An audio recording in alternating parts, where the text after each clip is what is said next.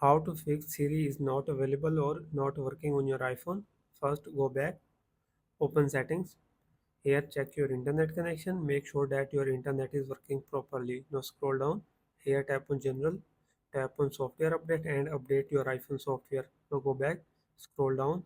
Here, tap on VPN and device management. Disconnect the VPN if it is connected. Now, go back.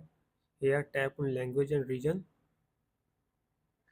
Now select your region to US or UK or another spotted country.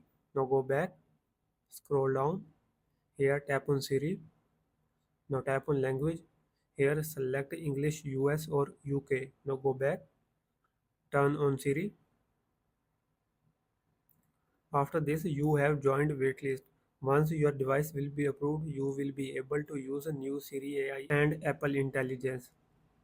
Here you can see my other device is approved. You can use Siri AI app as you want.